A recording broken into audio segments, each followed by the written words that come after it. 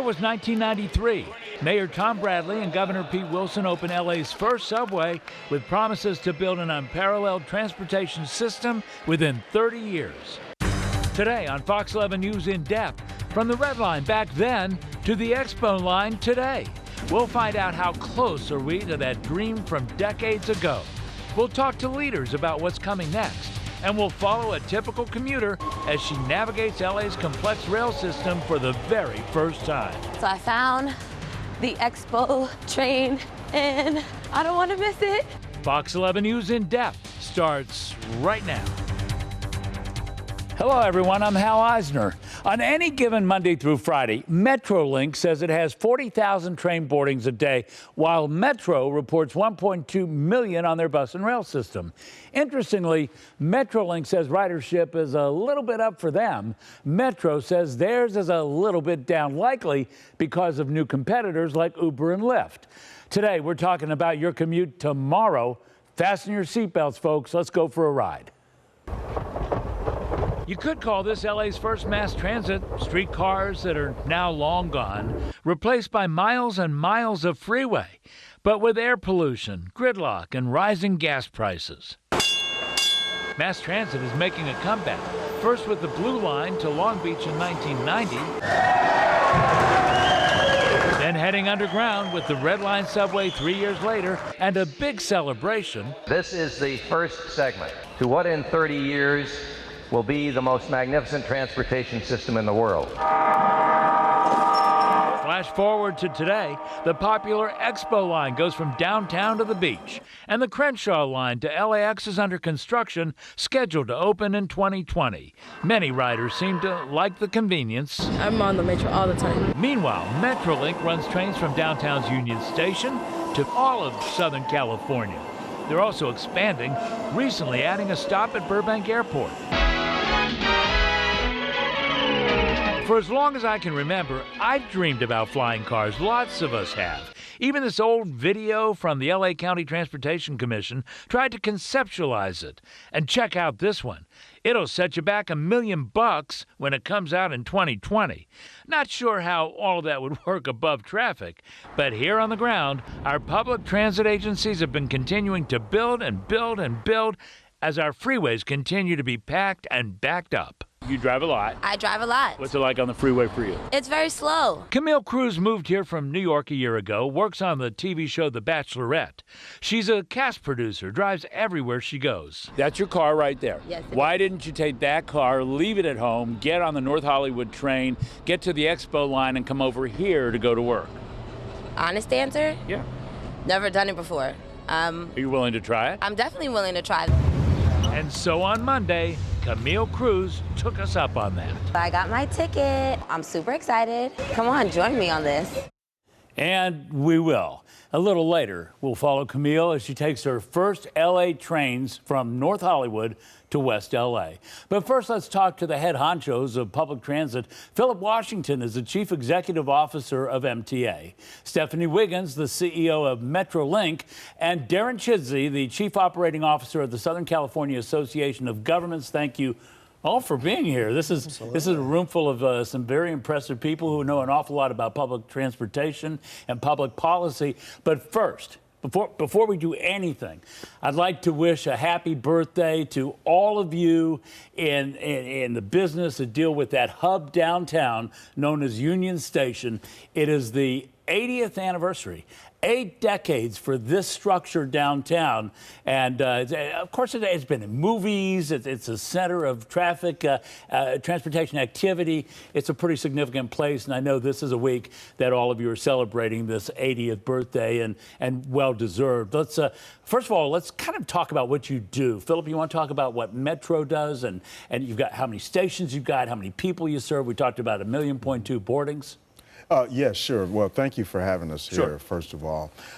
Move 1.2 million people per day, and what that represents is the third largest transportation agency in this country. We're gaining on number 2, which is Chicago. And we also are responsible for funding highway improvements as well. And so that is huge. You mentioned the 80th anniversary of Union Station. We have 100,000 people going through that station on a daily basis. And in about 10 to 15 years, we're going to have about 200,000. Wow. So it's very, very important. And we share that, of course, with Metrolink and some of the others. But we're very, very excited about moving infrastructure and mobility and enhancing the customer experience as we move forward. Now, for anybody that might be confused, there's Metro and Metrolink, and Metrolink really is the train. And that's the train that really encompasses the counties in our area, right? Yes. So we cover the 6 counties in Southern California, and our average riders are traveling about 40 miles each way. So they're traveling long distances, and we link to Metro services primarily. And then there's the Southern California Association of Governments. And you don't have trains and you don't have cars, but what you do have is a coordination responsibility. Absolutely. Our job at the Southern California Association of Governments, we represent 191 cities, 6 counties, and the various agencies that build and operate transit throughout Southern California. And so almost jokingly, you want to say in a partridge in a pear tree because there's an Pretty awful lot much. of folks you deal with. But really, a lot of the coordination between these various agencies happens through SCAG, through your organization. I want to talk a little bit about where we are. We heard at the beginning of this that there was this 30-year plan. We heard that from Governor Wilson. Where are we on that? It's now been, what, 20 years? Are we almost to the end of this? I don't think so. Yes. Where are we? Well, transportation is all about long-range planning. It takes a long time to invest in a road, to build a new transit system, and so that was a great idea and a great plan, but I think what's most important is that those plans are getting updated all the time. Our organization's job is to do those long-range plans. We're in the midst of doing a Connect SoCal. But what has changed and what hasn't changed over that time is something that's important to highlight. Certainly we've seen Southern California continue to grow. We've seen our congestion problems getting worse and air quality. It's sometimes getting better and it's sometimes not getting as good as we want it to be. But that initial plan about changing the landscape of Southern California is being implemented and has transformed really what we've seen. You put in your opening clip a highlight of the red car, and certainly Southern California was one of the transit destinations in the country, a real model of that. For decades and decades, it deteriorated, it went away, and it was really Mayor Bradley's leadership of saying, we can do better, we can go back to the past to some degree, but unfortunately, those investments take a long, long time, and we're making great progress on them. And there's a lot of money. There's a lot of money. I think right now, Metrolink has, what, 1.2 billion, is that right? That you've gotten from the state?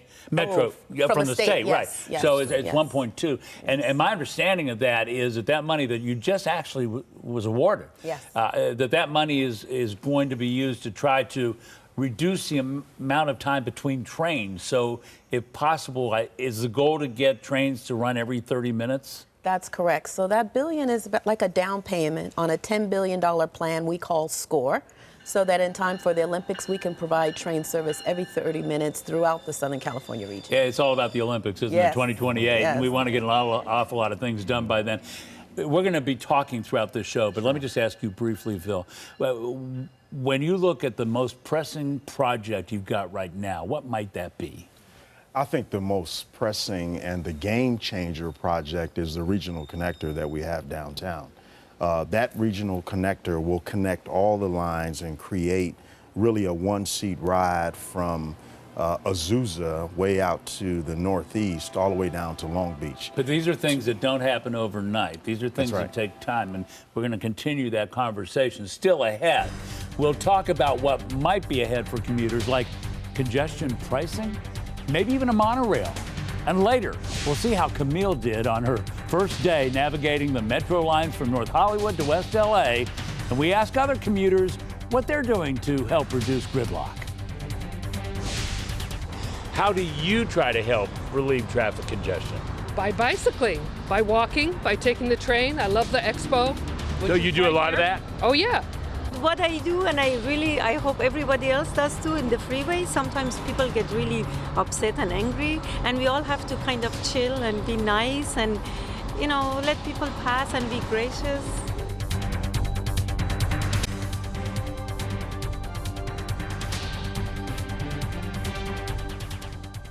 New York City is also set to become the very first city in the nation to levy a congestion tax on drivers. A congestion tax on drivers. Well, whenever we hear the word tax, ears go up, right? Phil, tell me about this, the congestion tax. What is this? Well, I don't call it a tax. What do you call it? I call it congestion relief. Okay. Congestion relief pricing.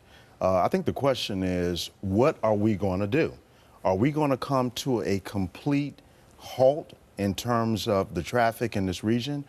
We are number one when we talk about congestion, traffic congestion in the world practically.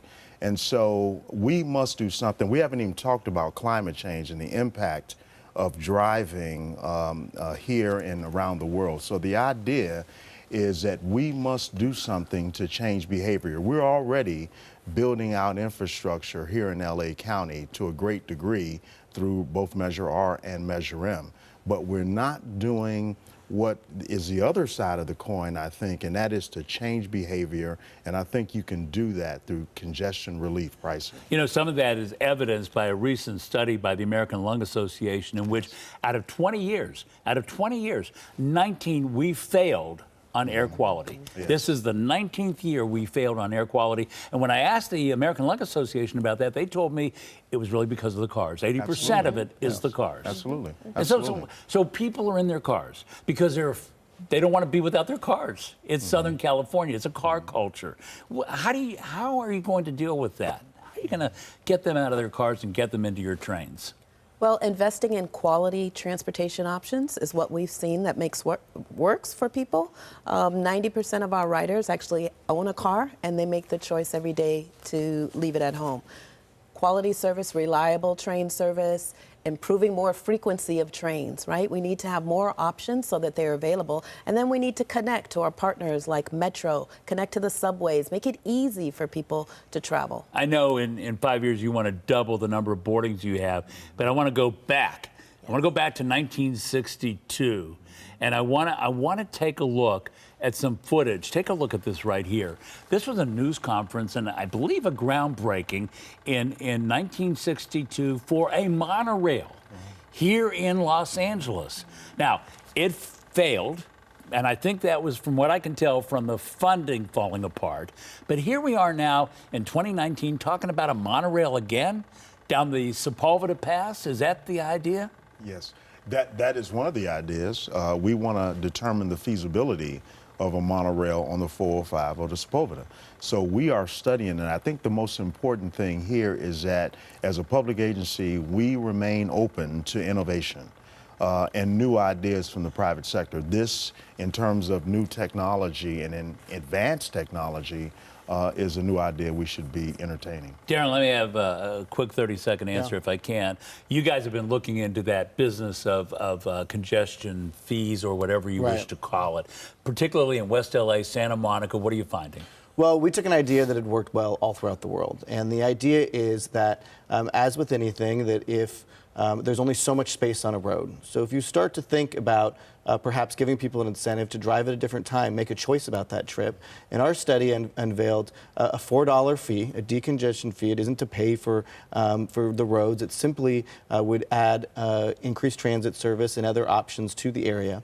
And we studied an area just west of the 405, east of Bundy, and we saw about a 25% reduction in traffic. Because there are people that don't want to pay that money, so they're going to take the surface roads. And you also are seeing an increase in carpooling. So you see people are thinking a little bit differently about how they're going to get to work, how they're going to make that trip. Can they make it another time of day, or can they perhaps take transit or ride with a friend or some other way to increase the occupancy of the vehicle? I'm not done talking about this congestion fee or charge or whatever relief, but coming up, we'll meet the first-time Metro rider Camille Cruz, who took up my challenge to try public transit instead of her car. We'll go along as she figures out how to get from North Hollywood to West LA on 3 different Metro lines. What do you do now to try to help ease the congestion issues on the freeway? I skateboard. Do you? Yeah. And are you able to do that a lot, to be able to knock off some of the car riding? Yeah, if it's local and everything's close by, I just skate when I get a chance.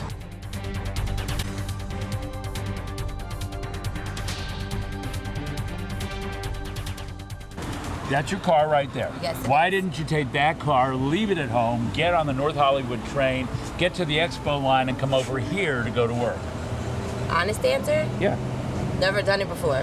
Are you willing to try it? I'm definitely willing to try the public transit system here. Remember that question I asked Camille Cruz earlier in the show? To start using public transit instead of her car? Well, Camille took us up on that challenge, and last Monday, she took the train and sent us a video of her trip. Take a look. We're getting into the train station, guys. I'm excited. So I got my ticket, I GPS'd it, and I'm supposed to get on this red line for about 10 stops and then transfer to the blue Expo line and get off at Expo Bundy. GPS says that my commute should be about an hour and 15 minutes, and normally driving, my commute is about an hour. So it's not that big of a difference. I'm happy that I got a seat, which is rare. On a New York City train, you're standing the whole way. So far, so good. I'm about to get off the red line and transfer to the blue Expo line. So I found the Expo train, and I don't want to miss it. So we're running. We're waiting. I made it. Thought I was gonna miss the train, but I made it. So now I'm on the Expo line, and I'm gonna be on this train for a few stops, and I'm gonna get off at Expo Bundy. This train is a little more packed, so I'm gonna be standing, but that's all good. We are stalled with an announcement being made that we're gonna be holding for a little while. Excuse me. Thank you. All right. So we made it to the Expo Bundy station. We made it.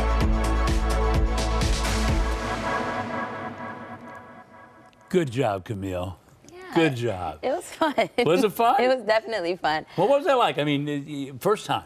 It was my first time. I was a little nervous just because I needed to make sure I navigate where I needed to go. But there were signs around.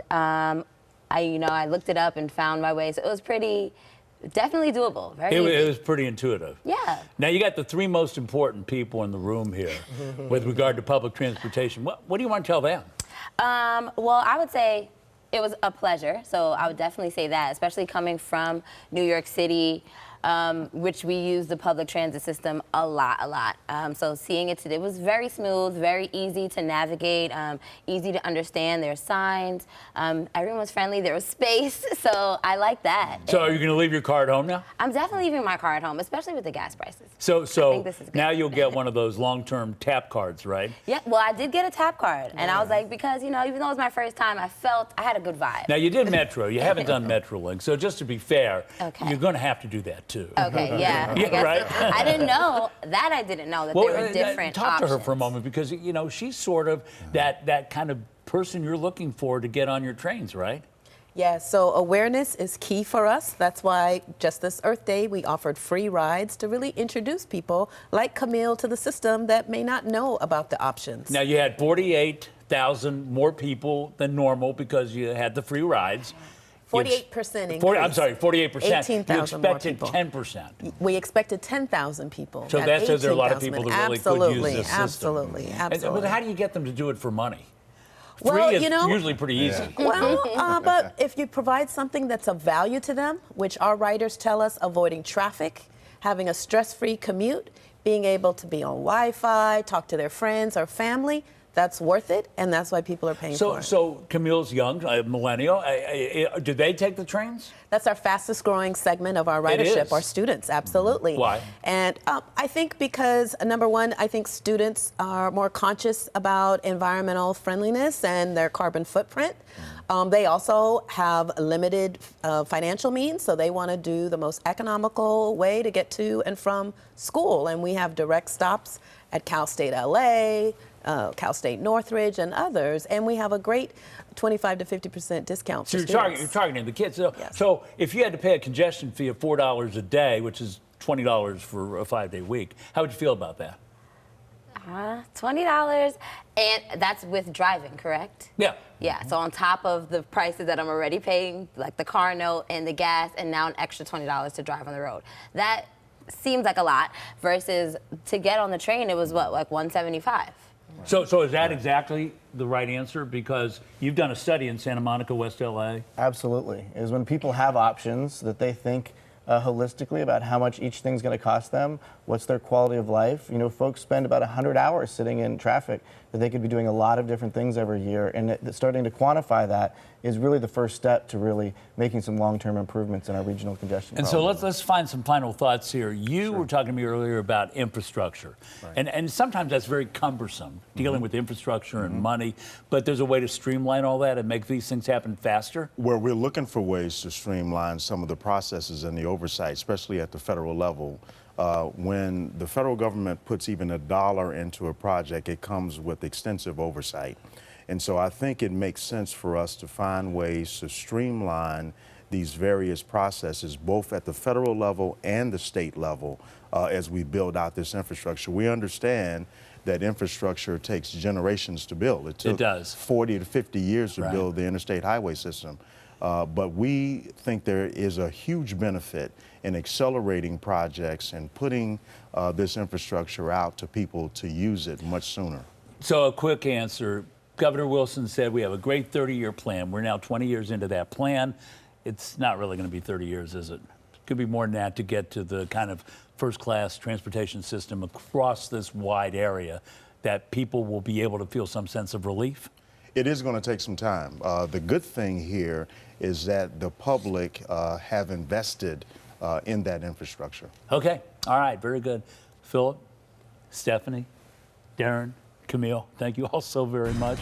Still ahead, a true crime case that shook the LAPD to its core.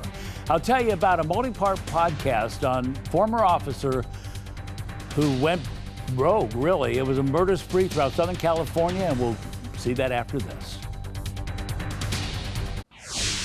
All right, well, check out my latest episode of What the Hell if you want to hear more about Southern California public transportation and what's being done to make it better. And check this out, a big project here at Fox 11, a special multi-part look back on the case of Christopher Dorner, the former LAPD officer who went on a killing spree, his manifesto, rampage, and demise in our special podcast, Badge of Dishonor. The first 2 episodes are now available. Thanks, everybody, for joining us this week. Thanks to the panel. Thanks to all of you for the input. And on behalf of everybody out there on the road, hurry up. Make it better, okay? All right, see you next week, everybody. Thanks for joining us.